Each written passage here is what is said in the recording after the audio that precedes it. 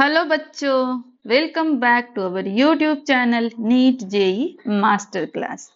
तो बच्चों, अब हम पढ़ना स्टार्ट करेंगे control and coordination, that is chapter number 6 of class 10th। तो बच्चों, कंट्रोल एंड कोऑर्डिनेशन पढ़ने से पहले हम थोड़ा सा समझते हैं कि वो होता क्या है।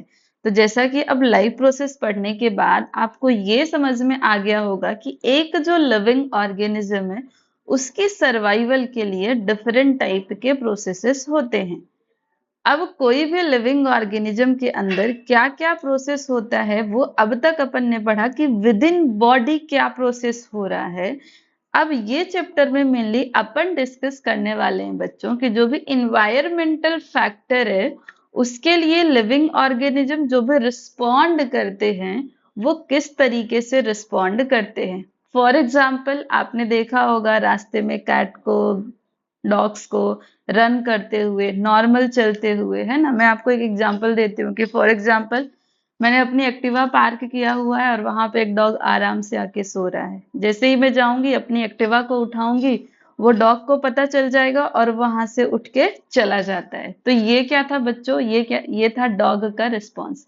तो सिमिलरली सारे ही लिविंग ऑर्गेनिज्म सर्टेन फैक्टर्स के लिए क्या करते हैं बच्चों, रिस्पॉन्ड करते हैं। तो अब हम इस चैप्टर में यही पढ़ने वाले हैं कि जो भी सारे इन्वायरमेंट में चेंजेस होते हैं उनको हम किस तरह से रिस्पॉन्ड करते हैं। मतलब कोई भी जो लिविंग ऑर्गेनिज्म है वो अपने डिफरेंट प्रोसेसेस, डिफरेंट फैक्टर्स के हिसाब से अपने बॉडी को किस तरह से कंट्रोल करता है और उसको अपने बॉडी की एक सेल से दूसरे सेल में किस तरह से कोऑर्डिनेट करता है। तो चलिए अब अपन पढ़ना स्टार्ट करते हैं बच्चों। एनसीईआरटी में पहले तो ये जनरल इंट्रोडक्शन दिया हुआ है कि जैसा कि अपन ने लाइफ प्रोसेस में ऑलरेडी समझ लिया है कि अगर कोई लिविंग ऑर्गेनिज्म है तो अगर हम एनिमल्स की बात करेंगे तो उसमें हम कह सकते हैं कि अगर वो मूव कर रहा है तो अलाइव है। और मान लीजिए अगर अपन प्लांट्स की बात करेंगे तो प्लांट के केस में अपन ने पढ़ा था कि या तो प्लांट्स ग्रीन कलर का होगा या तो क्या कर रहा होगा, प्लांट ग्रो कर रहा होगा। तो अब ये सारे एग्जाम्पल्स किसके हो जाएंगे बच्चों, मूवमेंट के हो जाएंगे। फॉर एग्जाम्पल, अगर कोई एनिमल मूव कर रहा है, ठीक है, या तो अपन बोल दें कि कोई प्लांट ग्रो कर रहा है। तो प्लांट जब ग्रो कर रहा है तो मान लीजिए एक ऐसा शॉर्ट हाइट का प्लांट है और ये जो प्लांट है बच्चों वो क्या करेगा, जब ग्रो करेगा तो ऐसे इसकी हाइट क्या हो जाएगी, लॉन्ग हाइट हो जाएगी बच्चों। तो यहाँ पे जो प्लांट की ग्रोथ है वो भी क्या है बच्चों, that is also one type of movement. तो यहाँ पे ये ही लिखा हुआ है बच्चों कि ये जो सारी मूवमेंट है जो कि एनिमल्स और प्लांट्स में होती हैं वो ग्रोथ से कनेक्टेड भी हो सकती हैं और बिना ग्रोथ के लिए भी हो सकती है। इसका क्या मतलब है कि जैसे ये मैंने एग्जांपल दिया कि प्लांट का साइज छोटा है, फिर प्लांट ग्रो करेगा तो साइज क्या हो गई, बड़ी हो गई। तो इसमें अपन बोल सकते हैं कि प्लांट ने किया मूव। पर फॉर एग्जाम्पल आप भाग रहे हैं, ठीक है, आप दौड़ रहे हैं, तो ये भी क्या है, type of movement, type of locomotion है। पर उसकी वजह से कोई ग्रोथ थोड़ी हुई बच्चों। तो अब ये जो हमारी मूवमेंट है वो ग्रोथ रिलेटेड भी हो सकती है और बिना ग्रोथ के भी हो सकती है। तो ये सारे एग्जाम्पल दिए हुए हैं। यू हैव टू अंडरस्टैंड कि ऐसी कौन सी मूवमेंट है जो ग्रोथ से रिलेटेड है और ऐसी कौन सी मूवमेंट है जो ग्रोथ से रिलेटेड नहीं है बच्चों।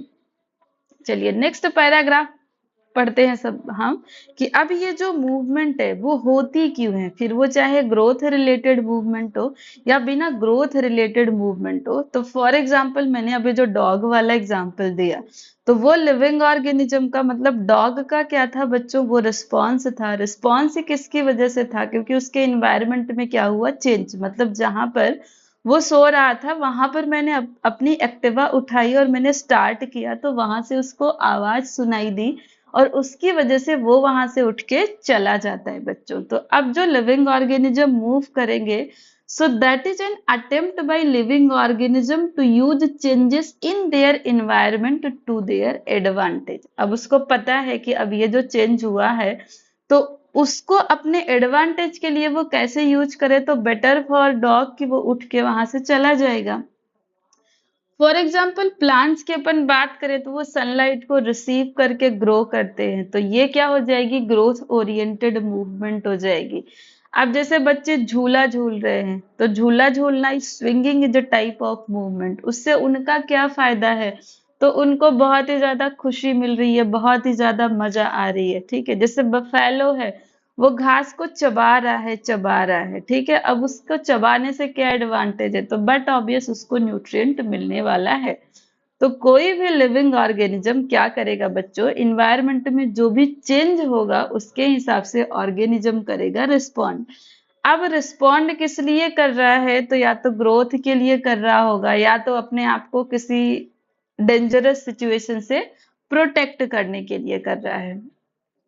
तो अब इन्वायरमेंट में कोई भी जो भी टाइप का मूवमेंट होता है, ठीक है, तो देखिए कोई भी लिविंग ऑर्गेनिज्म में जो सारी मूवमेंट होती है वो किसके रिस्पॉन्स में होगी बच्चों, वो होगी इन्वायरमेंट के रिस्पॉन्स में, and that is very carefully controlled. For example, आपके सामने से कोई गाड़ी आ रही है, आपको क्या करना है, आपको बहुत ही ज्यादा कंट्रोल और कोऑर्डिनेशन के साथ, जिधर से सामने से अगर गाड़ी आ रही है तो आपको साइड में हो जाना है।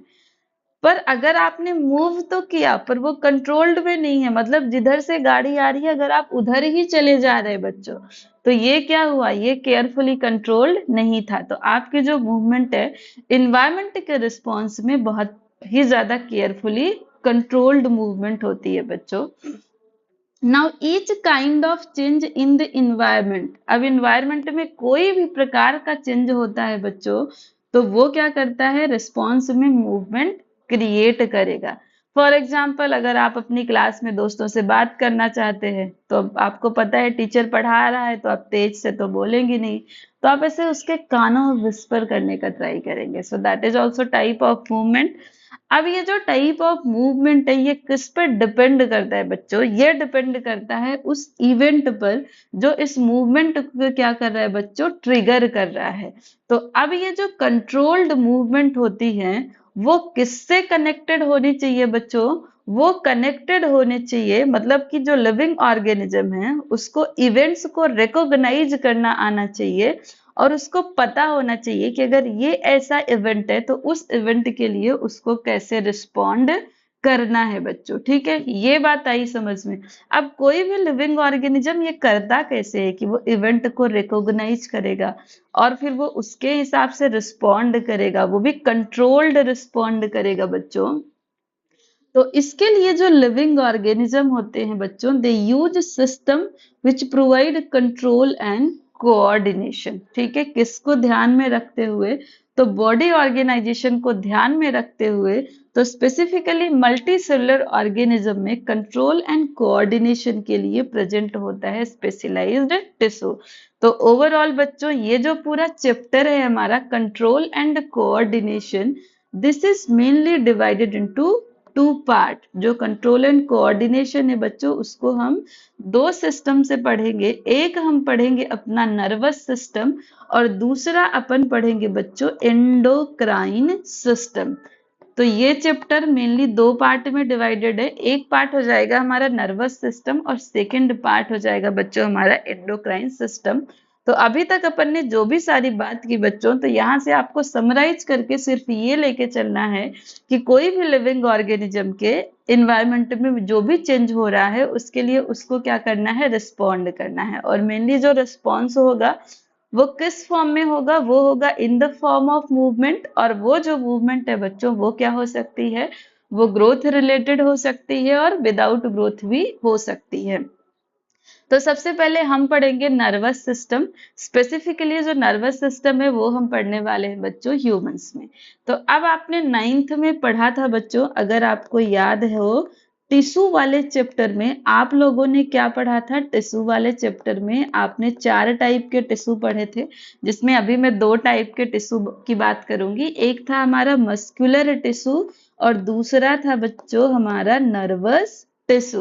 तो ये जो पूरा नर्वस सिस्टम है बच्चों, ये नर्वस सिस्टम किससे बना हुआ है, नर्वस सिस्टम हमारा बना हुआ है नर्वस टिश्यू से।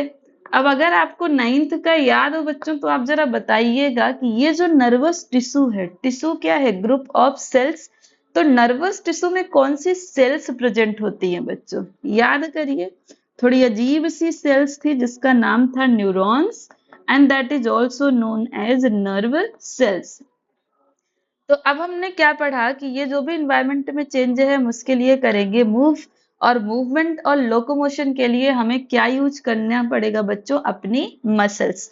तो ये जो नर्वस सिस्टम है इसमें हम मेनली पढ़ने वाले हैं नर्वस टिश्यू, और ये जो नर्वस टिश्यू है वो मसल्स की तरह किस तरह से कोऑर्डिनेट करता है। जैसे आपको घर में किसी ने बोला कि बेटा एक गिलास पानी दे दो, तो ये आपने सुना, आपके न्यूरॉन के थ्रू आपको पता चलेगा कि कोई बोल क्या रहा है। अब आप उसके लिए रिस्पॉन्ड क्या करेंगे, तो आप उठेंगे, अपने हाथों की मसल्स, पैरों की मसल्स को मूव करेंगे, चल चल के जाएंगे और एक गिलास पानी उस इंसान को दे देंगे। तो चलिए, तो सबसे पहले हम समझेंगे स्ट्रक्चर ऑफ न्यूरॉन्स। क्यों समझेंगे, क्योंकि जो नर्वस सिस्टम है वो पूरा किससे बना हुआ है, तो न्यूरॉन्स से बना हुआ है। ऑलरेडी 9th में ये आपने किया हुआ है, जल्दी से अपन एक शॉर्ट रिकैप कर लेते हैं बच्चों। तो जो न्यूरॉन है वो आप देख सकते हैं कि वो एलोंगेटेड ब्रांच्ड शेप है, जो ऐसे ट्री की तरह दिखाई दे रहा है। मान लेते हैं ये क्या है, ये रूट है और ये ट्री का हमारा जो क्राउन हो जाएगा।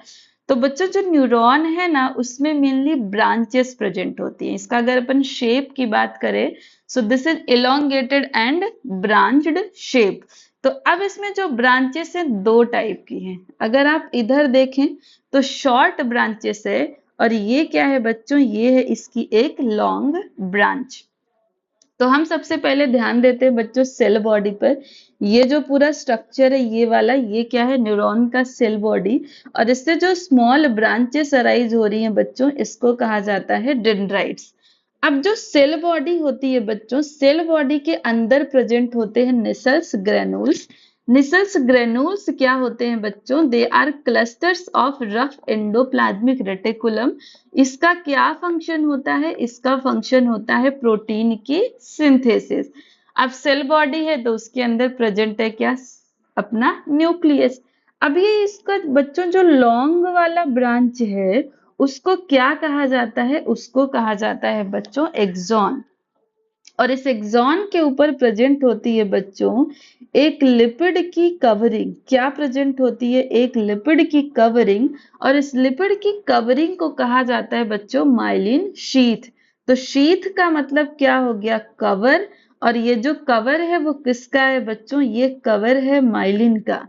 और माइलिन क्या होता है बच्चों, सो that is one type of lipid. अब ये जो माइलिन शीथ है बच्चों, तब आप समझ गए होंगे कि एक ऐसा लेयर है जो लिपिड से बना हुआ है। माइलिन शीथ को बनाने वाली जो सेल है बच्चों उसका नाम है स्वॉन सेल। अब इसका नाम स्वॉन सेल क्यों है मैम, तो अगर आपको 9th का याद हो, सेल थियरी प्रपोज करने वाले साइंटिस्ट स्लेडन एंड स्वॉन, तो वो जो स्वॉन साइंटिस्ट हैं उन्होंने ही इस सेल को डिस्कवर किया था, इसलिए उन्होंने इस सेल का नाम क्या रख दिया था बच्चों, स्वॉन सेल। तो स्वॉन सेल क्या करती है बच्चों, this helps in formation of myelin sheath. अब माइलिन शीथ के बीच बीच में आपको दिखाई दे रहा होगा बच्चों गैप, ये रहा गैप, ये रहा गैप। तो बिटवीन माइलिन शीथ जो गैप प्रेजेंट होता है बच्चों उसका क्या नाम है, उसका नाम है नोट्स ऑफ रेनवीर। नोट्स ऑफ रेनवीर का क्या फंक्शन है बच्चों, तो जब आप 11th में पढ़ेंगे तो इसका फंक्शन होता है, ये हेल्प करता है नर्व इम्पल्स के सॉल्टेटरी कंडक्शन में। अब सॉल्टेटरी कंडक्शन क्या होता है, सो जो नर्व इम्पल्स है वो ऐसा लगता है कि एक नोट्स ऑफ रेनवीर से दूसरे नोट्स ऑफ रेनवीर में क्या कर रही है बच्चों, जंप करते हुए दिखाई देती है। पर ये आपको अभी यहाँ पे नहीं करना है। न्यूरॉन का जो लास्ट पार्ट है बच्चों वो क्या हो जाता है, न्यूरॉन का लास्ट पार्ट है एक्सॉन टर्मिनल। और एक्सॉन टर्मिनल के एंड पर ये जो छोटे छोटे नॉब, बटन जैसे स्ट्रक्चर दिखाई दे रहे हैं, इनको कहा जाता है साइनेप्टिक नॉब। और साइनेप्टिक नॉब के अंदर प्रेजेंट होते हैं केमिकल जिनको कहा जाता है न्यूरोट्रांसमीटर्स। तो which chemicals is present inside synaptic knob, तो आपको पता होना चाहिए न्यूरोट्रांसमीटर। एक न्यूरोट्रांसमीटर का मैं आपको नाम बता देती हूँ, that is acetyl choline. Acetyl choline क्या है, वन एग्जाम्पल ऑफ न्यूरोट्रांसमीटर। तो बच्चों अभी तक अपन ने जो एनसीईआरटी से समझा था, तो क्या समझा था कि इन्वायरमेंट में कोई भी चेंज होगा तो लिविंग ऑर्गेनिज्म क्या करेगा, उसके लिए रिस्पॉन्ड करेगा। तो अब हम समझते हैं कि जो चेंज हो रहा है लिविंग ऑर्गेनिज्म, मतलब एनवायरनमेंट में जो चेंज हो रहा है, उसको लिविंग ऑर्गेनिज्म डिटेक्ट कैसे कर रहा है। तो फॉर डिटेक्शन बच्चों उसमें होती है स्पेशल सेल्स, और वो जो स्पेशल सेल्स हैं बच्चों, वो स्पेशल सेल्स हमारी क्या हैं, न्यूरॉन्स है। क्या है बच्चों, वो स्पेशल सेल्स हमारी न्यूरॉन है। तो बाहर कुछ भी हो रहा है इन्वायरमेंट में, उसको मेनली हम डिटेक्ट कैसे करते हैं, तो from our sense organ. Sense organ क्या हो सकता है बच्चों, तो सेंस ऑर्गन हो जाएगा हमारा आई, सेंस ऑर्गन हो जाएगा हमारा ईयर, ये हो जाएगा हमारा स्किन, और क्या हो जाएगा बच्चों, और हो जाएगा हमारा टंग। और कुछ रह जा रहा है, एक रह गया है बच्चों, एक लास्ट हमारा हो जाएगा नोज। तो हमारे पास 5 सेंस ऑर्गन है जो एनवायरनमेंट में कोई भी टाइप का चेंज होगा तो उसको डिटेक्ट करने में हेल्प करते हैं। कैसे, तो ये जो सेंस ऑर्गन होते हैं बच्चों, इनमें प्रेजेंट होते हैं स्पेशल ग्रुप ऑफ सेल्स। क्या कहा मैंने बच्चों, स्पेशल ग्रुप ऑफ सेल्स। और ये जो स्पेशल ग्रुप ऑफ सेल्स होते हैं बच्चों, इनको कहा जाता है रिसेप्टर। तो अब जो हमारी आई होती है बच्चों, उसमें कौन से रिसेप्टर प्रेजेंट होते हैं, ठीक है। तो यहाँ पे प्रेजेंट होते हैं बच्चों हमारे ऑप्टिक रिसेप्टर, ईयर में प्रेजेंट होते हैं बच्चों फोनो रिसेप्टर, स्किन में प्रेजेंट होते हैं बच्चों थर्मो रिसेप्टर, और टंग में प्रेजेंट होता है बच्चों गस्टेटरी रिसेप्टर्स। ये हमारा प्रीवियस ईयर क्वेश्चन है बच्चों। टंग में क्या होता है, गस्टेटरी रिसेप्टर, और नोज में प्रेजेंट होता है ओल्फैक्टरी रिसेप्टर। कौन सा रिसेप्टर, तो ओल्फैक्टरी रिसेप्टर। चलिए वापस एनसीईआरटी से मैं आपको समझाती हूँ। देखिए ये पूरा न्यूरॉन का स्ट्रक्चर जो मैंने आपको इन डिटेल समझा दिया हुआ है बच्चों। तो देखिए all the information from our environment is detected by, कैसे, तो by specialised tips of some nerve cell.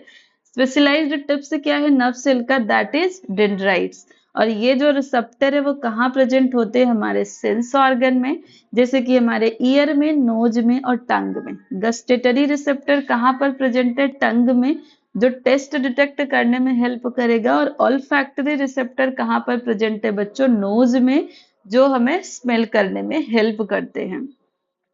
अब ये जो भी इंफॉर्मेशन इन्वायरमेंट से रिसीव हो रही है, जिसके लिए कोई ऑर्गेनिज्म रिस्पॉन्ड करेगा बच्चों, उसको क्या कहा जाता है, उसको कहा जाता है स्टिमुलाई। तो ये सेंस ऑर्गन में क्या प्रेजेंट है, न्यूरॉन्स प्रेजेंट है। और न्यूरॉन का जो रिसेप्टर है दैट इज डेंड्राइट, वो क्या करेगा, स्टिमुलाई को रिसीव करेगा। तो जैसे ही ये स्टिमुलाई, मतलब जो इन्वायरमेंट में चेंज हुआ, दैट इंफॉर्मेशन, उसको रिसीव कौन करेगा, तो नर्व सेल का डेंड्राइट। और जैसे ही स्टिमुलाई रिसीव करेगा, उसमें क्या जनरेट होगा बच्चों, एक टाइप का केमिकल रिएक्शन जनरेट होगा, और उस केमिकल रिएक्शन की वजह से इलेक्ट्रिकल इंपल्स बनेगी। ये जो इलेक्ट्रिकल इंपल्स है बच्चों, वो ट्रेवल करेगी कहाँ से, तो वो डेंड्राइट से जाएगी सेल बॉडी में, और सेल बॉडी से जाएगी वो एक्सॉन में।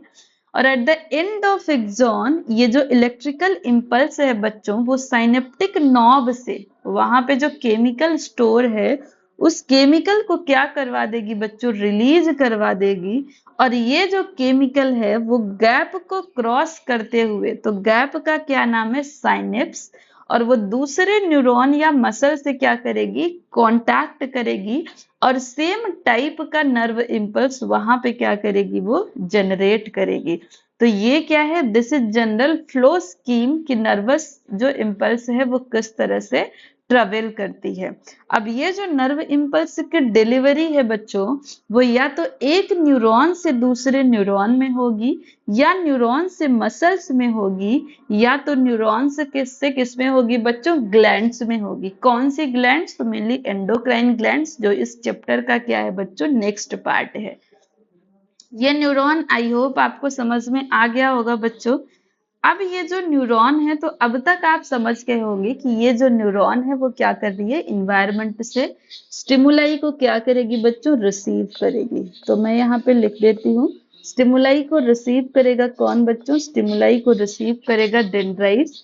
जैसे ही डेंड्राइट स्टिमुलाई को रिसीव करेगा, इसके अंदर क्या होगा बच्चों, एक होगा केमिकल रिएक्शन, और केमिकल रिएक्शन की वजह से क्या जनरेट होगा बच्चों, केमिकल रिएक्शन की वजह से जनरेट हो जाएगा nerve impulse. So you have to remember this बच्चों कि नर्व इम्पल्स कैसे जनरेट होता है। तो when stimuli is received by dendrites, जब डेंड्राइट्स स्टिमुलाई को रिसीव करता है बच्चों, तो वहां पे होता है एक क्या, केमिकल रिएक्शन, और उस केमिकल रिएक्शन से क्या जनरेट होता है, नर्व इम्पल्स।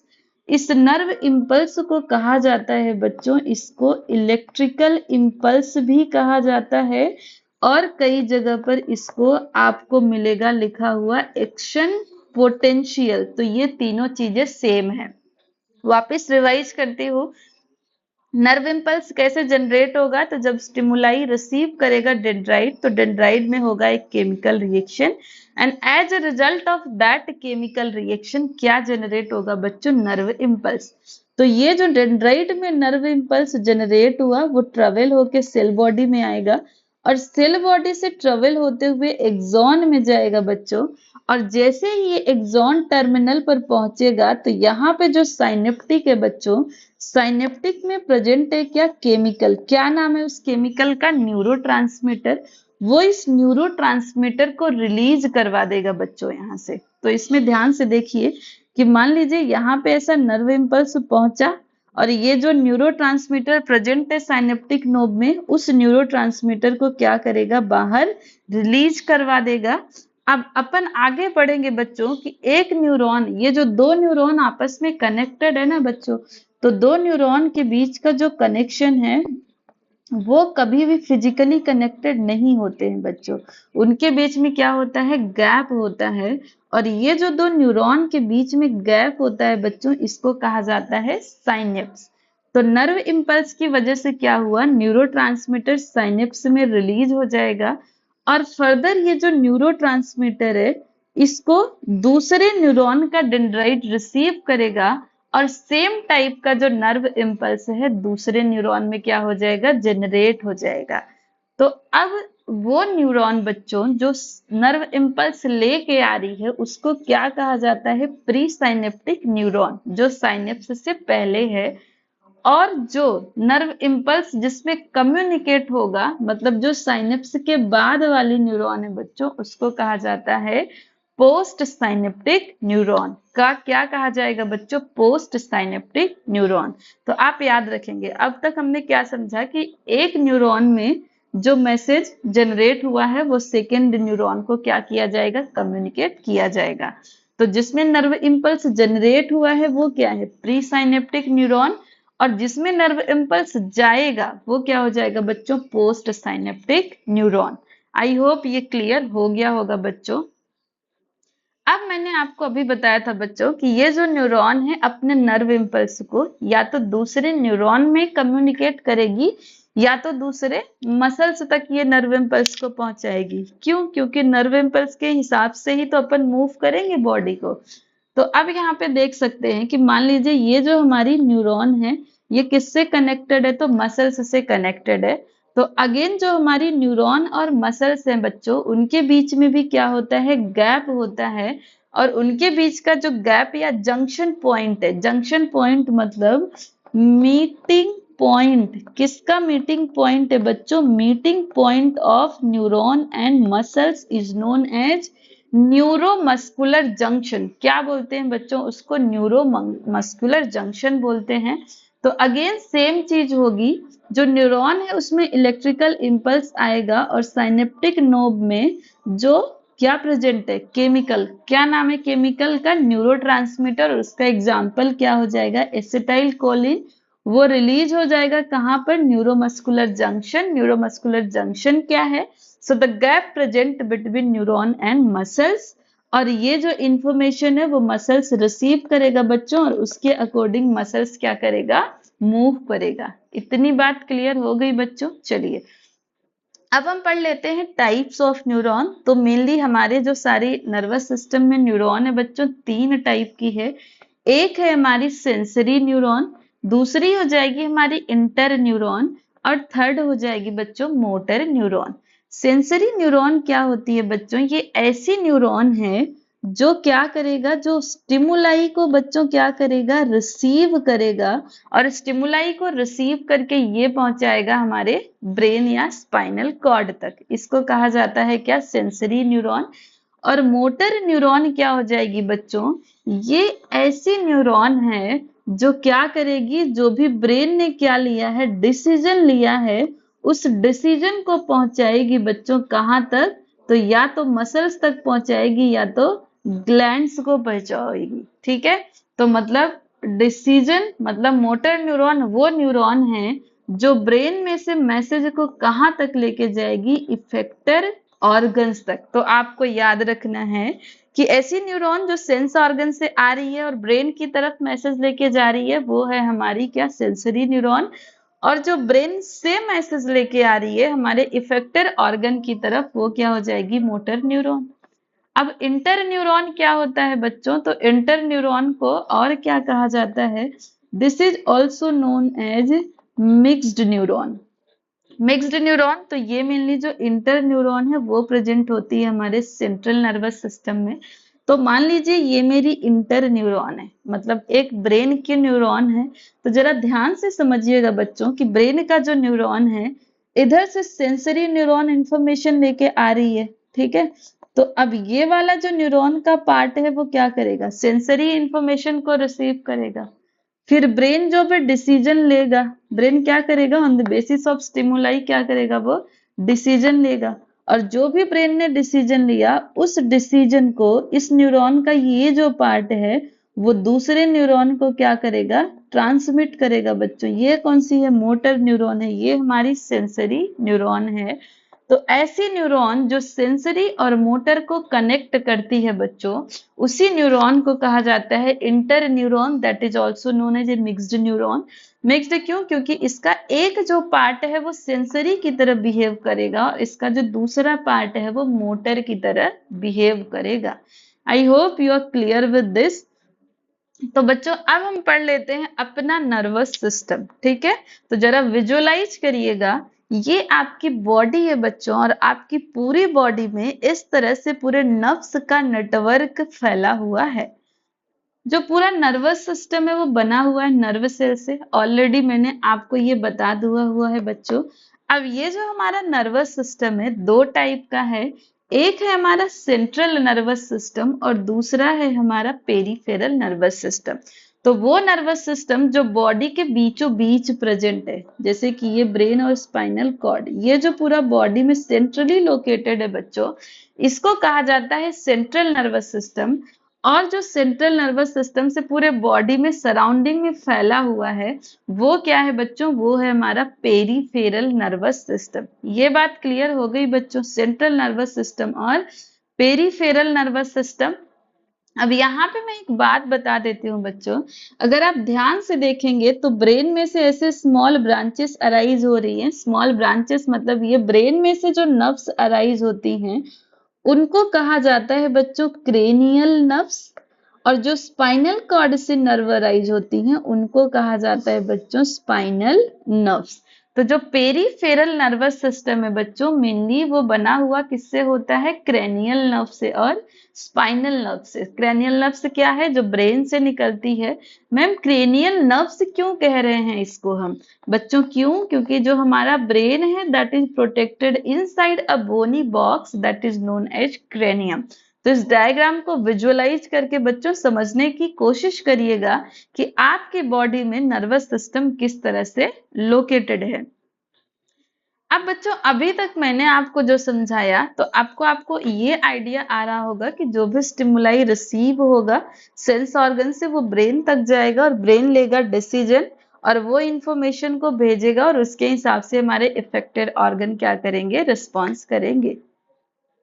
पर हमारी बॉडी में कुछ ऐसे भी रिस्पॉन्स होते हैं बच्चों, डेंजरस सिचुएशन में हमारी बॉडी क्या करती है? जो भी स्टिमुलाई रिसीव करती है उसमें वो ब्रेन को इन्वॉल्व भी नहीं करती है, क्योंकि इसमें क्या करना पड़ता है बच्चों? क्विक रिस्पॉन्स करना पड़ता है। तो पहले मैं एनसीईआरटी से पढ़ाती हूँ, उसके बाद अपन इसको डिस्कस करेंगे। ये बच्चों अपन ने स्ट्रक्चर ऑफ न्यूरॉन देख लिया है, न्यूरोमस्कुलर जंक्शन, न्यूरॉन और मसल्स का, ये मैंने आपको ऑलरेडी डिटेल में करवा दिया है बच्चों। अब अपन समझते हैं कि रिफ्लेक्स एक्शन में होता क्या है। ठीक है, तो रिफ्लेक्स एक ऐसा वर्ड है जो अपन बहुत ही कॉमन यूज करते हैं ना। कई बार अपन बोलते हैं ना कि यार रोना नहीं चाहता हूं पर रोना आ रहा है। ठीक है, तो रिफ्लेक्स का मतलब है जो आप बिना सोचे समझे कर रहे हैं। ठीक है, जैसे आप भूख लगी है आपको बहुत, है ना, तो आपके मुंह से पानी आने लगा है। ठीक है, या तो ऐसे अच्छी खुशबू सुन के मुंह से पानी आ गया है। तो ये सारे क्या है बच्चों, रिफ्लेक्स के एग्जाम्पल है। तो रिफ्लेक्स एक्शन होता क्या है बच्चों, तो when we do something without thinking about it और without feeling in control of our reaction. आपका जो भी रिएक्शन है, पहली बात तो आप उसके बारे में सोच नहीं रहे, फिर भी आप वो कर रहे हैं। ठीक है, और आप उसको कंट्रोल नहीं कर पा रहे बच्चों, तो ऐसे टाइप के रिएक्शन को क्या कहा जाता है बच्चों, रिफ्लेक्स एक्शन कहा जाता है। अब ये भी जो रिफ्लेक्स एक्शन है बच्चों, वो भी किसकी वजह से है, तो वो भी इन्वायरमेंट में चेंज की वजह से ही है, मतलब स्टिमुलाई की वजह से ही है। तो अब ये जो सिचुएशन है उसके लिए कंट्रोल एंड कोऑर्डिनेशन बॉडी में कैसा किया जाता है। तो मान लीजिए गलती से आप किचन में जा रहे हैं और गरम गरम वहां पे कुकर रखा हुआ है और आपको नहीं पता है और आपने उसको टच कर लिया, गलती से टच हो गया, तो आपका जो हाथ है वहां से तुरंत ही बच्चों क्या होता है, हट जाता है। सो एग्जाम्पल यहाँ पे वही दिया है, touching a flame is an urgent and dangerous situation. ठीक है, अब ये जो सिचुएशन है, अगर ये पूरा अपन को डिसीजन लेना है कि क्या करना चाहिए, तो उसके लिए हमें क्या करनी पड़ेगी, थिंकिंग करना पड़ेगा। और जो थिंकिंग है बच्चों, that involves the creation of such impulse, मतलब नर्व इम्पल्स जनरेट होगा, ब्रेन तक जाएगा, ब्रेन उसको प्रोसेस करेगा और उसके हिसाब से क्या लेगा, डिसीजन लेगा। क्योंकि थिंकिंग क्या है बच्चों, ये कॉम्प्लेक्स एक्टिविटी है, बहुत सारी नर्व इम्पल्स के बीच में क्या होगा बच्चों, इंटरैक्शन होगा। तो अब ये जो पूरा टाइम है बच्चों बहुत ज्यादा लग जाएगा। ठीक है, डिसीजन लेने के लिए, और तब तक तो शायद आप जल चुके होंगे। मतलब यू हैव टू इमेजिन कि आप एक गर्म ऑब्जेक्ट को टच कर रहे हैं, फिर आप सोचते हैं कि मैं अपने हाथ को हटाऊं या ना हटाऊं, तब तक तो आपका हाथ क्या हो जाएगा बच्चों, जल जाएगा। ठीक है, तो अब ऐसी सिचुएशन में हमारी बॉडी को इस तरीके से डिजाइन किया गया है कि अगर कोई भी डेंजरस सिचुएशन आए तो हमें इसमें थिंकिंग प्रोसेस को इन्वॉल्व नहीं करना है। और वो नर्व जो डिटेक्ट कर रही है इस स्टिमुलाई को, वो नर्व सीधे ही इफेक्टर ऑर्गन तक क्या करेगी, रिस्पॉन्स को पहुंचा देगी और तुरंत ही हम अपना हाथ वहां से हटा लेंगे।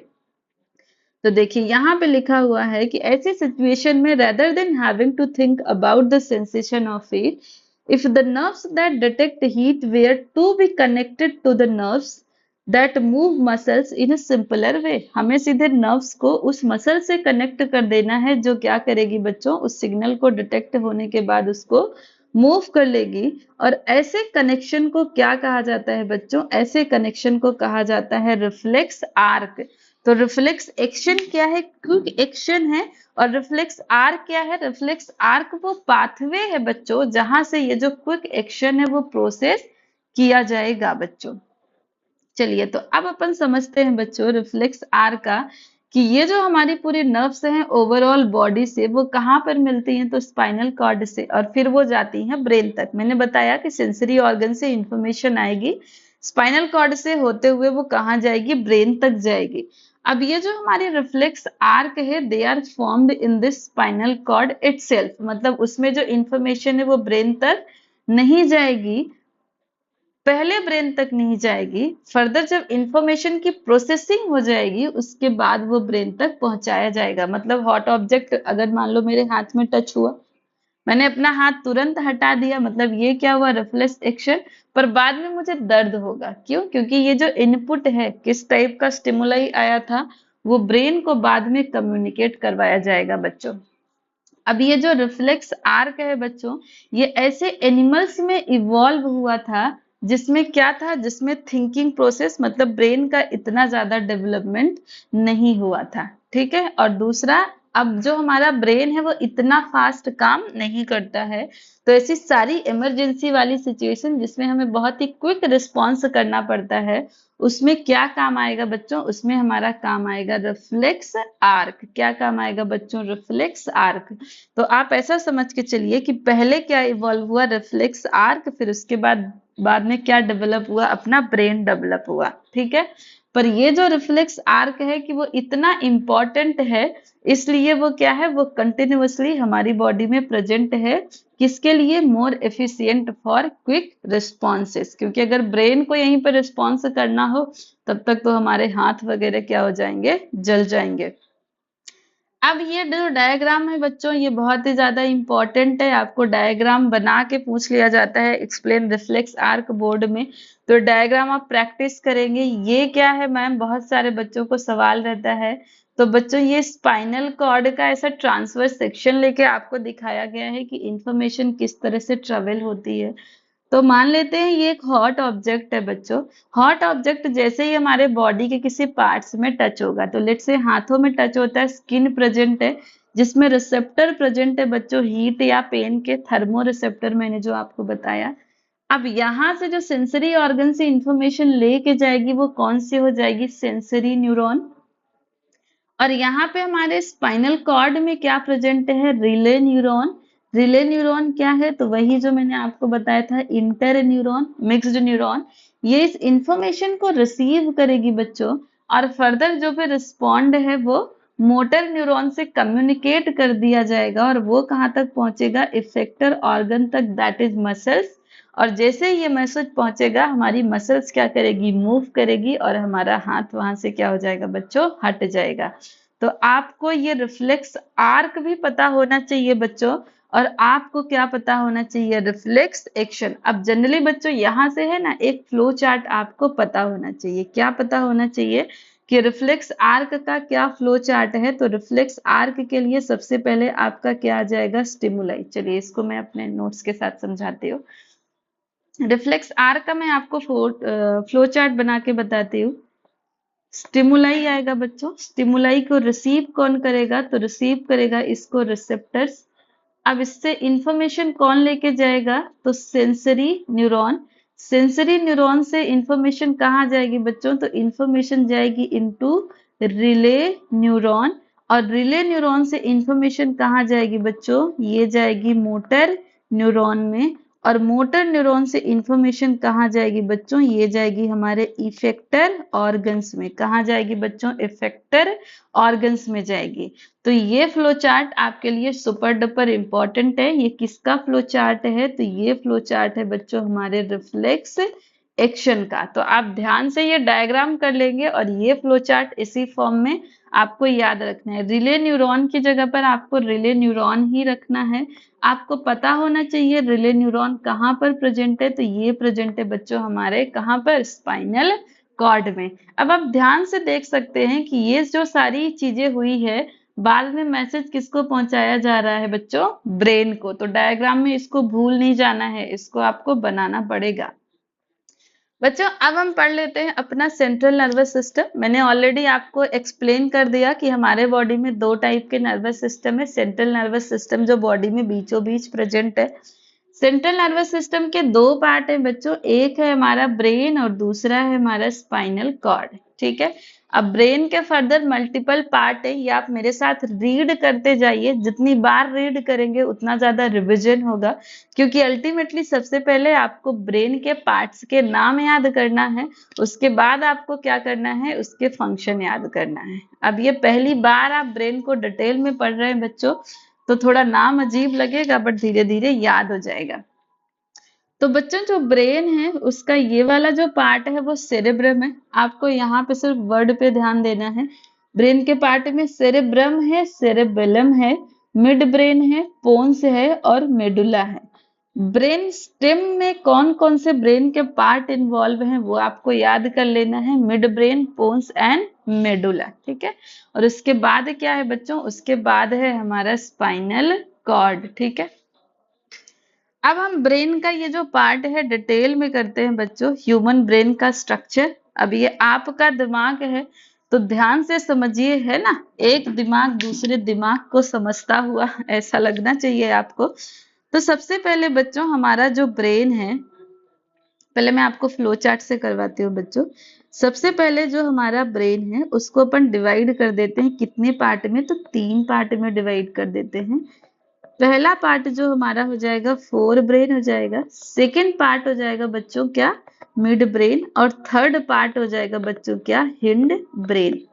याद हुआ बच्चों? तो ब्रेन को सबसे पहले आप 3 हिस्सों में डिवाइड करेंगे। फोर ब्रेन जो आपके ऊपर है ना, माथे के जस्ट जो ऊपर है वो पूरा फोर ब्रेन है, और जो सबसे लास्ट में है जो आपके स्पाइनल कॉर्ड के जस्ट ऊपर है वो हिंड ब्रेन है, और उन दोनों के बीच में क्या छुपा हुआ है बच्चों, मिड ब्रेन। तो अब फोर ब्रेन के हम देखते हैं सब पार्ट। तो फोर ब्रेन के फर्दर 2 सब पार्ट हमें याद करना है। एक हो जाएगा बच्चों हमारा सेरेब्रम, और दूसरा हो जाएगा क्या, हाइपोथैलेमस। क्या हो जाएगा बच्चों, हाइपोथैलेमस। मिड ब्रेन के हमें पार्ट्स नहीं पढ़ने हैं। फर्दर हिंड ब्रेन के बच्चों 3 पार्ट हैं। कितने पार्ट हैं, 3 पार्ट हैं। कौन कौन से, तो एक हो जाएगा पोन्स, वैरोलाई, और हो जाए, अगर आपको वैरोलाई नहीं याद है तो पोन्स तक याद रखेंगे तो चलेगा। मेडुला ऑब्लोंगेटा, क्या है, मेडुला ऑब्लोंगेटा। और लास्ट पार्ट क्या है बच्चों, लास्ट पार्ट है हमारा सेरेबेलम। तो चलिए जल्दी से रिवीजन करिए वापस। ब्रेन को डिवाइड करना है 3 पार्ट्स में, fore brain, mid brain, hind brain. Fore brain के 2 पार्ट, फोर ब्रेन के कितने part, 2 part, CH cerebrum, hypothalamus. Hind brain के कितने पार्ट, हिंड ब्रेन के 3 पार्ट, PMC याद रखेंगे। क्या याद रखेंगे, PMC, पोन्स, मेडुला और सेरेबेलम। सेरेब्रम एंड सेरेबेलम में कंफ्यूज नहीं होना है बच्चों। सेरेब्रम कहाँ है, आगे है, और सेरेबेलम कहाँ है बच्चों, तो पीछे है। ठीक है, तो इसमें कंफ्यूज मत हो जाना कि फोर ब्रेन में आप लिख रहे हो सेरेबेलम और हिंड ब्रेन में आप लिख रहे हो क्या, तो सेरेब्रम, तो ये गलत हो जाएगा। ठीक है, तो एकदम ध्यान से ब्रेन के सारे पार्ट्स के नाम आपको क्या करने हैं बच्चों, याद कर लेना है। अब मैं आपको बताती हूँ बच्चों थोड़ा सा और, ये जो पूरा ब्रेन का स्ट्रक्चर है, ठीक है। अब जैसे आपने जब हार्ट पढ़ा था बच्चों, आपने लंग्स पढ़ा था, तो आपने पढ़ा था कि वो सारे वाइटल ऑर्गन्स है, तो उनको बहुत ज्यादा प्रोटेक्ट करके रखा जाता है। ठीक है, तो जनरली वो जो सारे ऑर्गन थे वो डबल मेम्ब्रेन से प्रोटेक्टेड थे। पर ये जो हमारा ब्रेन है बच्चों, तो देखिए ये किससे प्रोटेक्टेड है, एक तो क्रेनियम से प्रोटेक्टेड है। क्रेनियम क्या होता है, मैंने ऑलरेडी बता दिया, ये होता है हमारा बोनी बॉक्स। अब बच्चों आपको इसके अंदर दिखाई दे रही होंगी 3 मेम्ब्रेन्स, दिखाई दे रही है बच्चों, 1, 2 और 3। ये जो ब्रेन की मेम्ब्रेन होती है बच्चों, इनको कहा जाता है मेनाइंजेस। क्या कहा जाता है बच्चों, इनको कहा जाता है मेनाइंजेस। अब ये जो मेनाइंजेस होती है, आपको ये याद रखना है कि जो हमारा ब्रेन है वो 3 लेयर से प्रोटेक्टेड है। कितने लेयर से प्रोटेक्टेड है बच्चों, 3 लेयर से। तीनों लेयर का क्या नाम है, तो सबसे पहले हम डैप याद रखेंगे, डैप डैप डैप डैप। डी से हो जाएगा हमारा डूरा मैटर, ए से हो जाएगा बच्चों अरेकिनोइड, और पी से हो जाएगा बच्चों पाया मैटर। क्या हो जाएगा, पाया मैटर। अब मैं बता दूं कि ये दोनों ही चीज एनसीईआरटी में नहीं दिया हुआ है, ठीक है, पर अगर आप ओलंपियाड वगैरह का एग्जाम देते हैं तो उसमें ऐसे क्वेश्चन आते हैं, इसलिए मैं आपको बता दे रही बच्चों। अब आप देखें फोर ब्रेन, फोर ब्रेन के कौन कौन से पार्ट है, 2 हैं बच्चों, एक है हमारा सेरेब्रम और दूसरा क्या है बच्चों, हाइपोथैलेमस। नेक्स्ट हमारा क्या है बच्चों, नेक्स्ट हमारा है मिड ब्रेन, जो फोर और हिंड ब्रेन के बीच में छुपा हुआ है। थर्ड पार्ट क्या है बच्चों, हिंड ब्रेन है, जिसके कितने पार्ट है, 3 पार्ट हैं। इसमें पोन्स है, मेडुला है और क्या है, सेरेबेलम है। अभी आपको पिट्यूटरी ग्लैंड दिखाई दे रही हो बच्चों, तो ये जो पिट्यूटरी ग्लैंड है उसको हम इस चैप्टर के सेकेंड पार्ट में पढ़ेंगे। किसके अंदर, तो एंडोक्राइन सिस्टम के अंदर पढ़ेंगे। बच्चों थोड़ा ध्यान से देखना, ये जो मैंने आपको मेम्ब्रेन्स बताई है ना, ये मेम्ब्रेन्स के बीच में आपको ये फ्लूइड दिखाई दे रहा होगा, यहाँ पे दिखाई दे रहा है, यहाँ पे दिखाई दे रहा है। तो ये जो फ्लूइड होता है बच्चों, इस फ्लूइड को कहा जाता है सेरिब्रोस्पाइनल फ्लूइड। क्या कहा जाता है बच्चों, मैं इसका फुल फॉर्म लिखती हूँ यहाँ पर आपके लिए। इसको कहा जाता है सेरिब्रोस्पाइनल फ्लूइड। ऐसा क्यों कहा, क्योंकि ये फ्लूइड कहाँ पर प्रेजेंट है, सेरेब्रम में प्रेजेंट है और स्पाइनल में प्रेजेंट है, इसलिए इसको कहा जाता है सेरिब्रोस्पाइनल फ्लूइड। इसका क्या फंक्शन है मैम, तो सेरेब्रोस्पाइनल फ्लूइड का फंक्शन है बच्चा, पहला तो इसका फंक्शन होता है प्रोटेक्शन, और दूसरा इसका फंक्शन होता है बच्चों शॉक एब्जॉर्बेंट। तो जो हमारा ब्रेन है उसको प्रोटेक्शन की बहुत ज्यादा जरूरत है, तो ये फ्लूइड फिल्ड कैविटी में प्रेजेंट होता है, और अगर आप गिरते हैं जल्दी तो ब्रेन तक चोट ना पहुंचे, तो ये फ्लूइड क्या करता है, शॉक एब्जॉर्बेंट का काम करता है बच्चों। अब यहाँ से मैं आपको दूसरी चीज बताती हूँ बच्चों, इनका फंक्शन मैं आपको बताती हूँ वन बाय वन। तो पहले अपन किसका फंक्शन पढ़ेंगे बच्चों, पहले अपन पढ़ लेते हैं सेरेब्रम का फंक्शन। सेरेब्रम में आपको याद रखना है कि this is the largest part of our brain. क्या है बच्चों, तो आपको ऐसा क्वेश्चन आता है which is the largest part of the brain, तो हमारा जो सेरेब्रम है that is largest part of the brain. यहीं पर मैं आपको बता देती हूँ कि जो सेरेबेलम है वो क्या है बच्चों, वो है हमारा second largest part of the brain. अब ये इसका जो काम है इतना ज्यादा इंपॉर्टेंट है कि इसकी वजह से इसको क्या कहा जाता है, इसको लिटिल ब्रेन भी कहा जाता है। तो बच्चों जो भी सारी थिंकिंग प्रोसेसिंग ये सारा काम है ना, वो कौन करता है बच्चों, वो करता है हमारा सेरेब्रम करता है। नेक्स्ट मैं आपको बताती हूँ बच्चों हाइपोथैलेमस। हाइपोथैलेमस अपन डिटेल में करेंगे एंडोक्राइन सिस्टम में। यहाँ पर आपको सिर्फ इतना याद रखना है कि जो हाइपोथैलेमस है that act as a connecting link between किसके, तो nervous system and endocrine system के बीच में ये क्या करता है बच्चों, कनेक्टिंग लिंक का काम करता है। तो ये किसका फंक्शन हो गया, फोर ब्रेन का। मिड ब्रेन का क्या फंक्शन है, तो mid brain mainly relay station की तरह काम करता है, मतलब ये जो हिंड ब्रेन की इंफॉर्मेशन है उसको फोर ब्रेन तक पहुंचाता है, और जो फोर ब्रेन की इंफॉर्मेशन है उसको हिंड ब्रेन तक पहुंचाता है। अपार्ट फ्रॉम दैट वो कुछ ईयर और आई के रिफ्लेक्स एक्शन को भी क्या करता है बच्चों, रेगुलेट करता है। तो अब अपन किस पे ध्यान देंगे, अब अपन देख लेते हैं जल्दी से बच्चों हिंड ब्रेन का फंक्शन। हिंड ब्रेन के पार्ट आई होप आपको याद हो गए होंगे, पढ़ते पढ़ते याद हो गए, तो चलिए जरा मेरे साथ लिखिएगा। हिंड ब्रेन के पार्ट है, पहला क्या है, पोन्स है, दूसरा क्या है बच्चों, मेडुला है, और तीसरा क्या है बच्चों, सेरेबेलम है। ठीक है, सेरेबेलम का फंक्शन क्या हो जाएगा, तो ये करेगा हमारे बॉडी को फाइन कंट्रोलिंग एक्टिविटीज करेगा। और हिंड ब्रेन का जो पोन्स है बच्चों, पोन्स का फंक्शन होता है, इसको कहा जाता है ब्रीदिंग सेंटर। क्या कहा जाता है इसको, इसको कहा जाता है ब्रीदिंग सेंटर।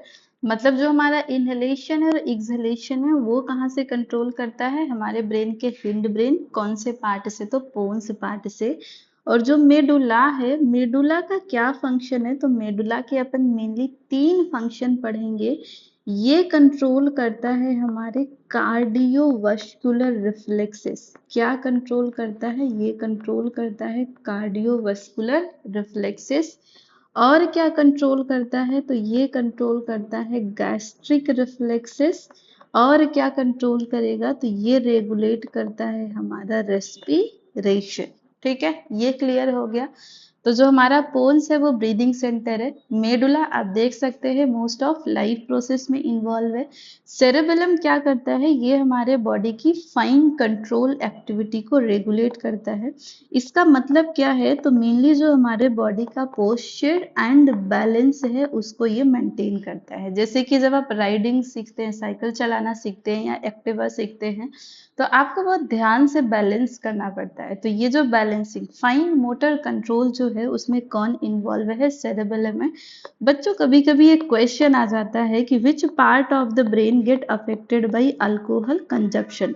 तो ऐसा कहते हैं कि जो बंदा अल्कोहल कंज्यूम करता है तो उसके बाद ऐसे वो लड़खड़ाते हुए चलता है। ऐसा क्यों, क्योंकि जो अल्कोहल है वो हमारे सेरेबेलम को अफेक्ट करता है, और अगर सेरेबेलम अफेक्ट हो गया है तो वो particular person properly balance maintain नहीं कर पाएगा। इतना क्लियर हो गया बच्चों। अब जो थोड़ा यहाँ पर कार्डियोवास्कुलर रिफ्लेक्स और गैस्ट्रिक रिफ्लेक्स है, गैस्ट्रिक रिफ्लेक्स क्या है, तो डाइजेशन के टाइम में जो सारे डाइजेस्टिव जूस सिक्रीट होते हैं वो यहाँ से कंट्रोल होगा। कार्डियोवास्कुलर रिफ्लेक्स में आपको समझा देती हूँ। अब कार्डियोवास्कुलर वर्ड को ध्यान से अगर हम पढ़े तो इसमें मेनली कितनी चीजें आ जाती हैं, दो चीजें आ जा रही हैं। एक इसमें आ जा रहा है कार्डिया और दूसरा आ जा रहा है इसमें वेसल्स। कार्डिया क्या होता है, तो कार्डिया का मतलब होता है बच्चों हार्ट। मतलब जो हमारा कार्डियोवास्कुलर रिफ्लेक्स में दो फंक्शन हो सकता है। एक क्या हो सकता है कि ये हार्ट की बीट को रेगुलेट करता है, और दूसरा क्या रेगुलेट करेगा, ये रेगुलेट करेगा किसको, तो ब्लड के प्रेशर को। और वेसल्स में क्या रेगुलेट करेगा, तो वेसल्स में मेनली ये इन्वॉल्व होगा वैसोडिलेशन में, और दूसरा क्या होगा, वैसो कॉन्स्ट्रिक्शन में। वैसोडाइलेशन क्या होता है, तो जो ब्लड वेसल एक्सपैंड होती हैं उनको वैसोडाइलेशन कहा जाता है। मतलब ब्लड वेसल्स चौड़ी हो गई तो वैसोडाइलेशन, और वो सिकुड़ हो गई मतलब कॉन्स्ट्रिक्शन हो गया तो वैसो कॉन्स्ट्रिक्शन। तो कार्डियोवास्कुलर रिफ्लेक्सेस में हार्ट बीट आ जाएगा, ब्लड प्रेशर आ जाएगा, वैसोडाइलेशन आ जाएगा और वैसो कॉन्स्ट्रिक्शन आ जाएगा बच्चों। आई होप आपको ब्रेन का फंक्शन याद हो गया होगा। ठीक है, धीरे धीरे आप रिवीजन करते रहिएगा।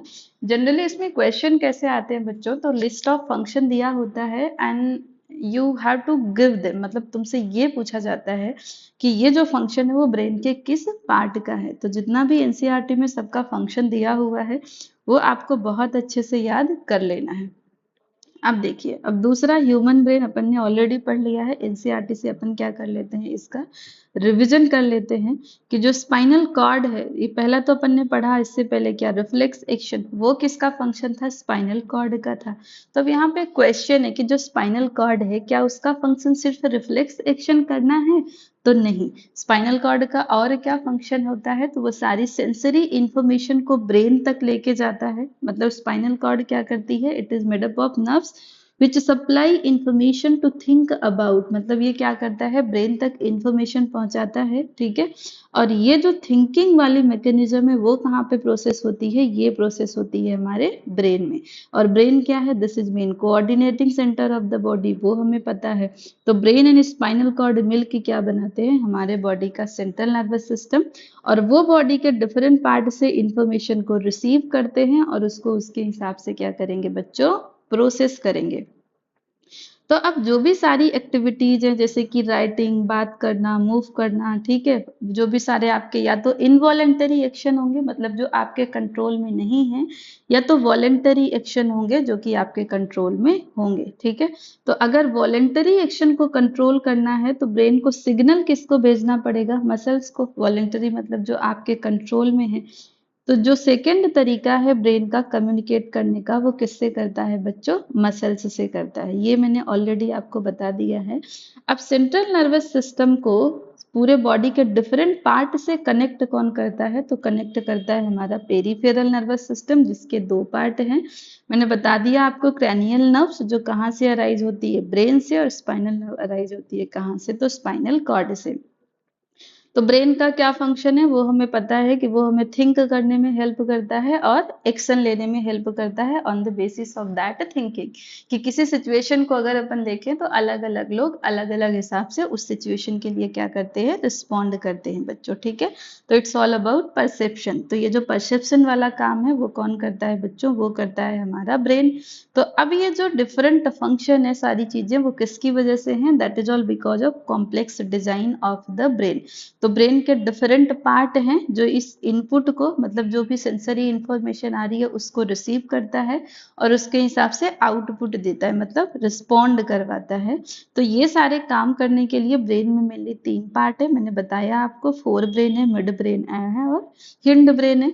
फोर ब्रेन का मेन फंक्शन क्या है, तो ये थिंकिंग पार्ट में इन्वॉल्व होता है। इसमें कुछ ऐसे सेंटर हैं जो सेंसरी इम्पल्स को रिसीव करते हैं। ठीक है, सारे सेंसरी ऑर्गन से जो इंफॉर्मेशन आती है वो ब्रेन के लिए आती है। अब फ्रॉम फोर ब्रेन में अलग अलग रीजन होते हैं जो किसके लिए रिस्पॉन्सिबल हैं, तो हियरिंग के लिए, स्मेल के लिए एंड साइट के लिए।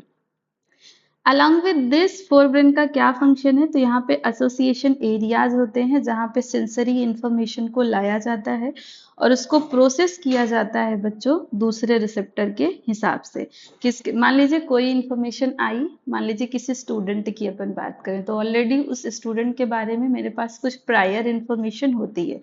तो जैसे कि मान लीजिए कोई बच्चा बहुत होशियार है पर उसका रिजल्ट अच्छा नहीं आया है, तो वो जो रिजल्ट नहीं अच्छा आया है उसको मैं प्रोसेस करूंगी किसके हिसाब से कि भाई ये बच्चा तो पढ़ने में अच्छा है। तो जो भी सारी इंफॉर्मेशन आती है उसको किसके हिसाब से प्रोसेस किया जाएगा कि ऑलरेडी जो इंफॉर्मेशन ब्रेन में स्टोर है अगर उस पर्सन के लिए या उस सिचुएशन के लिए, तो उसको ध्यान में रखते हुए ये सारी इंफॉर्मेशन को प्रोसेस किया जाएगा। तो ब्रेन अल्टीमेटली क्या करता है, डिसीजन लेता है कि हमारी बॉडी को या किसी भी लिविंग ऑर्गेनिज्म को किसी भी इन्वायरमेंटल फैक्टर के लिए कैसे रिस्पॉन्ड करना है बच्चों। ठीक है, इसके अलावा ये क्या करता है, तो मोटर एरियाज से इंफॉर्मेशन को कंट्रोल करता है, जो मेनली हमारी वॉलेंटरी एक्टिविटीज को कंट्रोल करता है। वॉलेंटरी मतलब जो हमारे कंट्रोल में है, जैसे कि मूवमेंट ऑफ मसल्स। अब कुछ चीजें ऐसी है जो हम कंट्रोल नहीं कर सकते हैं। ठीक है, या तो अपन कह सकते हैं कि लेट्स से कि आपने खाना खाया और वो खाना आपके एसोफेगस से होते हुए स्टमक में जाएगा, स्मॉल इंटेस्टाइन में जाएगा, तो क्या आप इसको कंट्रोल कर सकते हैं? नहीं कर सकते हैं। तो ये कौन सी है, ये हो जाती है हमारी इनवॉलेंटरी एक्टिविटी। और दूसरा हाइपोथैलेमस पे आ जाते हैं, जो फोरब्रेन का दूसरा पार्ट है हाइपोथैलेमस। उसको क्या कहा जाता है, उसको कहा जाता है सटाइटी सेंटर। क्या कहा जाता है, सटाइटी सेंटर। क्यों? क्योंकि ये सेंटर हमारे हंगर थर्स्ट का भी सेंटर होता है। तो सेंटर एसोसिएटेड विथ हंगर कौन सा है, तो हाइपोथैलेमस है। नेक्स्ट अपन आ जाते हैं बच्चों। ठीक है, अब किसका फंक्शन अपन कर लेते हैं। अब नेक्स्ट फोर ब्रेन के बाद कौन आएगा, तो फोर ब्रेन के बाद आ जाएगा हमारा मिड ब्रेन। तो मिड ब्रेन क्या करता है, मिड ब्रेन हमारा कंट्रोल करता है बहुत सारी इनवॉलेंटरीज एक्टिविटीज को। क्या करता है, बहुत सारी इनवॉलेंटरी एक्टिविटीज को कंट्रोल करता है। नेक्स्ट आ जाता है हमारा हिंड ब्रेन। हिंड ब्रेन के मैंने आपको पार्ट्स के साथ फंक्शन बता दिए। तो ये कंट्रोल करता है ब्लड प्रेशर को, कार्डियोवास्कुलर रिफ्लेक्स जो मैंने बताया, गैस्ट्रिक रिफ्लेक्स जिसमें सलाइवेशन एंड वॉमिटिंग आ जाएगा।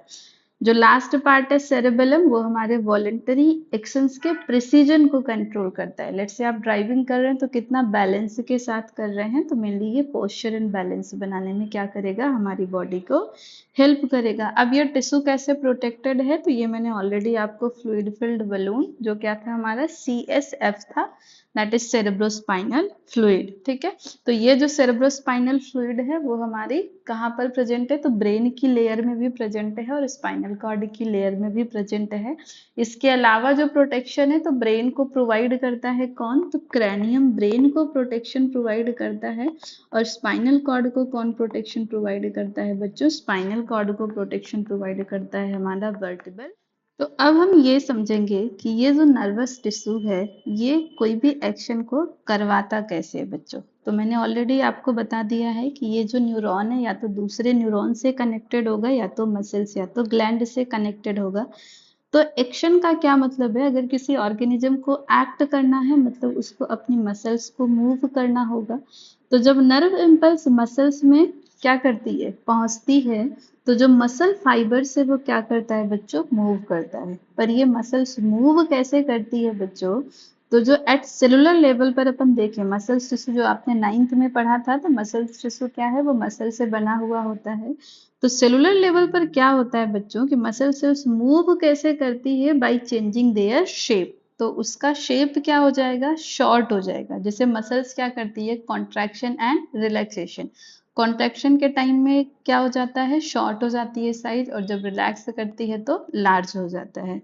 तो मसल सेल कैसे मूव करेगी, अपने शेप को चेंज करके। अब नेक्स्ट सवाल ये होगा कि भाई मसल्स अपनी शेप को चेंज कैसे करती है, तो इसका आंसर है उसके सेलुलर कंपोनेंट्स में। तो सेलुलर कंपोनेंट्स तो मैं बताती हूँ आपको, जो मसल्स है, मसल्स के अंदर प्रेजेंट होते हैं बच्चों कॉन्ट्रेक्टाइल प्रोटीन। क्या प्रेजेंट होते हैं, कॉन्ट्रेक्टाइल प्रोटीन। दो कॉन्ट्रेक्टाइल प्रोटीन है, एक है मायोसिन और दूसरा है ट्यूबुलिन। ये दोनों प्रोटीन मसल्स के कॉन्ट्रैक्शन और रिलैक्सेशन में हेल्प करते हैं, मतलब कि मसल्स का शेप चेंज करने में। So muscle cells have special proteins, कौन से, तो मायोसिन एंड ट्यूबुलिन, जो उसके शेप को चेंज करने में हेल्प करता है। और इनका जो अरेंजमेंट है ट्यूबुलिन और मायोसिन के अरेंजमेंट की वजह से मसल सेल्स को क्या मिलता है, शॉर्टर फॉर्म, और वो हेल्प करते हैं मसल्स की मूवमेंट में।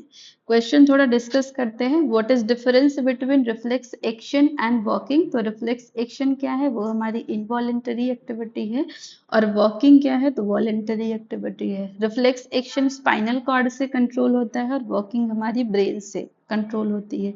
What happens at the synapse between two neuron? तो प्री साइनेप्टिक और पोस्ट साइनेप्टिक मेम्ब्रेन के बीच में सिग्नल का क्या होता है, ट्रांसमिशन होता है। Which part of the brain maintains posture and equilibrium of the body? तो इसका आंसर हो जाएगा बच्चों हमारा cerebellum. How do we detect the smell of an agarbatti? तो ये किससे, नोज से। कौन सा रिसेप्टर, तो ओल्फैक्टरी रिसेप्टर। कौन सा रिसेप्टर बच्चों, तो olfactory receptor. What is the role of the brain in reflex action? Brain का क्या रोल है रिफ्लेक्स एक्शन में बच्चों? तो अभी अपन ने पढ़ा था कि स्पाइनल कॉर्ड जो रिफ्लेक्स एक्शन लेती है उसके बाद वो मैसेज किसको कन्वे करती है, तो ब्रेन को कन्वे करती है बच्चों। अब नेक्स्ट अपन पढ़ते हैं कि ये जो कोऑर्डिनेशन है वो प्लांट में कैसे होगा। अब हमें पता है कि प्लांट में ना ही नर्वस सिस्टम प्रेजेंट है ना ही मसल्स प्रेजेंट है, तो अब प्लांट्स में मूवमेंट कैसे होगी, तो मैं बताती हूँ आपको बच्चों कि जो प्लांट्स में मूवमेंट्स है, मेनली प्लांट में जो मूवमेंट्स है उनको सबसे पहले अपन डिवाइड कर देते हैं दो ग्रुप में। पहली जो टाइप है बच्चों वो है हमारी ट्रॉपिक मूवमेंट, और दूसरी कौन सी हो जाएगी, नास्टिक मूवमेंट। ट्रॉपिक मूवमेंट को और क्या कहा जाता है, इसको डायरेक्शनल मूवमेंट कहा जाता है, और जो नास्टिक मूवमेंट है that is non directional movement. अब जो ट्रॉपिक मूवमेंट है बच्चों, ये क्या होती है, this is growth dependent movement. मतलब ये ग्रोथ कब होगी, जब प्लांट, ये मूवमेंट कब होगी, जब प्लांट ग्रो करेगा। वाइल जो नास्टिक मूवमेंट होती है बच्चों दैट इज ग्रोथ इनडिपेंडेंट। क्या होती है ये, ग्रोथ इनडिपेंडेंट होती है। अब जो ट्रॉपिक मूवमेंट है इसके हम कुछ एग्जाम्पल ले लेते हैं। तो पहले तो प्लांट मूव किसके लिए करेगा, तो स्टिमुलाई के रिस्पॉन्स में मूव करेगा। तो ऑन द बेसिस ऑफ कौन सा स्टिमुलाई है उसके हिसाब से मेनली प्लांट में चार टाइप की मूवमेंट हम देखेंगे। एक हम देखेंगे इनमें फोटोट्रॉपिज्म, मतलब tropic movement with response to light. दूसरा हम देखेंगे मूवमेंट किसके रिलेटेड, तो ग्रेविटी, वो हो जाएगा हमारा जियोट्रॉपिज्म। थर्ड हो जाएगा हमारा हाइड्रोट्रॉपिज्म, और लास्ट हमारा हो जाएगा बच्चों कीमोट्रॉपिज्म। अब इसमें आपको इन सब के एग्जाम्पल पता होना चाहिए, ठीक है। नास्टिक मूवमेंट में सिर्फ एक ही हम एग्जाम्पल करेंगे दैट इज छुई मुई के प्लांट में अपन डिस्कस करेंगे। ये ऐसी मूवमेंट है जिसमें प्लांट ग्रो नहीं करेगा, और ये जो ऐसी मूवमेंट है जिसमें प्लांट ग्रो करेगा। तो अब जो फोटोट्रॉपिज्म है ये पॉजिटिव अपन देखेंगे और नेगेटिव देखेंगे। जियोट्रॉपिज्म भी हम क्या देखेंगे, पॉजिटिव और नेगेटिव देखेंगे। इसका क्या मतलब है, तो जैसे अगर मैं आपको प्लांट्स की बात करूं तो प्लांट्स के मेनली दो पार्ट की हम बात करते हैं, रूट की बात करते हैं और शूट की बात करते हैं। जब रूट ग्रो कर रहा है या शूट ग्रो कर रहा है तो वो ग्रो कर रहा है मतलब क्या कर रहा है, मूव कर रहा है। पर कंपैरेटिवली ये जो मूवमेंट है वो कैसी है, स्लो मूवमेंट है। तो रूट जो है वो जियोट्रॉपिज्म के लिए क्या करेगा, रूट जो है वो ग्रेविटी की तरफ जाएगा, तो इसमें क्या है, पॉजिटिव जियोट्रॉपिज्म है। पर जो रूट है वो लाइट की तरफ नहीं जाएगा, तो रूट में क्या है, नेगेटिव फोटोट्रॉपिज्म। ये क्लियर हुआ बच्चों। अब जो शूट होता है वो लाइट की तरफ ग्रो करता है, तो हम कह सकते हैं कि शूट क्या शो करता है, पॉजिटिव फोटोट्रॉपिज्म। पर शूट जो है वो ग्रेविटी की तरफ नहीं जाता है, मतलब ये क्या शो करता है, नेगेटिव जियोट्रॉपिज्म। इतना क्लियर हो गया। हाइड्रोट्रॉपिज्म मतलब जो वाटर की तरफ मूवमेंट होती है। कीमोट्रॉपिज्म का क्या एग्जाम्पल है, तो कीमोट्रॉपिज्म का एग्जाम्पल जो पोलन ट्यूब की मूवमेंट होती है। ये अगर आपको याद हो तो पोलन ग्रेन जैसे ही स्टिग्मा पे फॉल ऑफ होता है, वहां पे होता है पोलन ट्यूब का फॉर्मेशन, और ये पोलन ट्यूब की जो मूवमेंट है ओव्यूल की तरफ होती है, इसी को क्या कहा जाता है बच्चों, इसी को कहा जाता है कीमोट्रोपिज्म। तो इसमें बस आपको टाइप ऑफ मूवमेंट पता होना चाहिए, वो ग्रोथ डिपेंडेंट है कि नहीं है, और दूसरा उसका एग्जाम्पल है कि वो पॉजिटिव है कि नेगेटिव है। तो इमीडिएट रिस्पॉन्स टू स्टिमुलस, ये छुई मुई का एग्जाम्पल दे करके आपको समझाया हुआ है कि अब ये जो छुई मुई का प्लांट है, जिसको टच मी नॉट प्लांट भी बोलते हैं, इसमें किस तरह से मूवमेंट होती है। तो चलिए, अब ये जो इंफॉर्मेशन है टच, अपन ने इस प्लांट को जैसे ही टच किया, तो ये प्लांट में कुछ ऐसी सेल्स होती होंगी जो क्या करेंगी, इस टच मतलब स्टिमुलाई को रिसीव कर सकती हैं।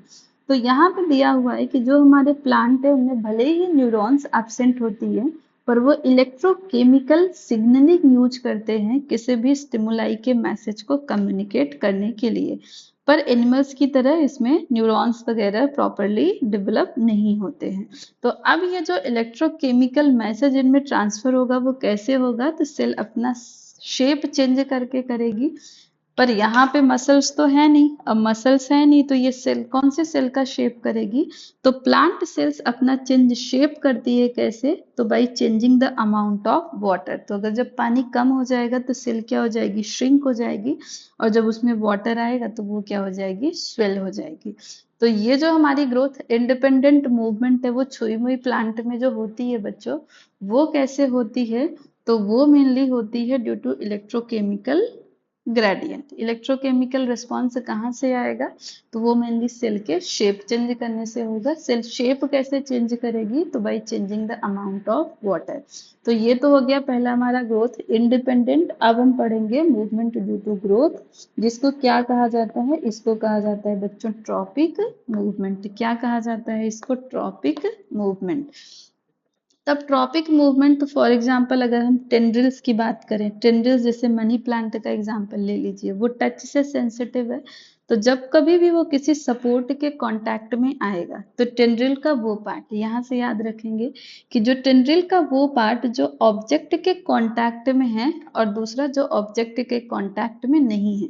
तो जो ऑब्जेक्ट के कांटेक्ट में है बच्चों, वो स्लो ग्रो करेगा, पर जो ऑब्जेक्ट से दूर है वो फास्ट ग्रो करेगा। तो यही लिखा हुआ है, the part of the tendril in contact with the object does not grow as rapidly as the part of the tendril away from the object. इसको आप याद रखेंगे।